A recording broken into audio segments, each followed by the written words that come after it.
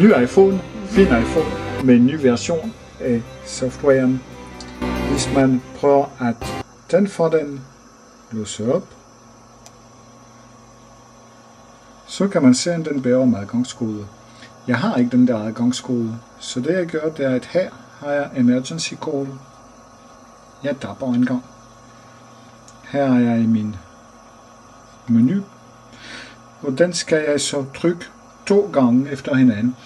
Man skal gøre det forholdsvis hurtigt, så det kan være, det gik så nogle gange, men jeg er nødt til at gøre det et par gange. Ikke? Så 2 gange hurtigt efter hinanden. 1, 2. Så har man favoritter her. Her er jeg ikke ret mange favoritter, fordi at min telefon er kun til de nærmeste. Så vælger man bare en favorit, så trykker man på den der lille blå knap der ved siden af.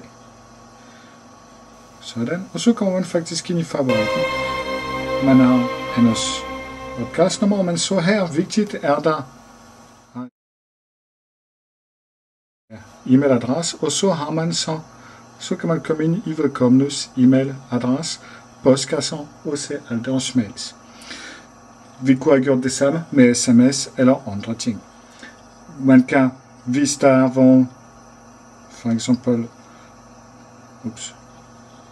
hvis der har været i Safari, jeg kunne se for eksempel, at her Britt havde en hjemmeside, så kan man komme ind i Safari, og så på den måde få adgang faktisk igennem Safari, kan man så få alle de forskellige hjemmesider og så videre, og man kan faktisk ligefrem surfe, hvis man har en speciel pakke, så kan man faktisk være så heldig at surfe på vedkommendes telefon, altså filme på selve telefonen.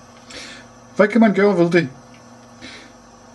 Jeg skal lige tage tilbage. Min kode er i det tilfælde 0000. Det er lige meget. Det man kan gøre, det er, at man går ind i indstillinger. Og i indstillinger går man i generelt. Og i generelt her kan man så se hjemmeknappen. Hjemmeknappen klikker man på, og så sætter man iPod.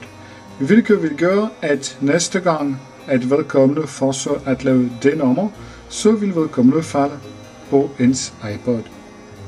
Jeg vil lige forsøge en gang til. Løs op. Emergency call. 1, 2. Og så får vedkommende iPod'en i stedet for. Så her er det bare om at passe på, hvad det er, man har på sin iPod.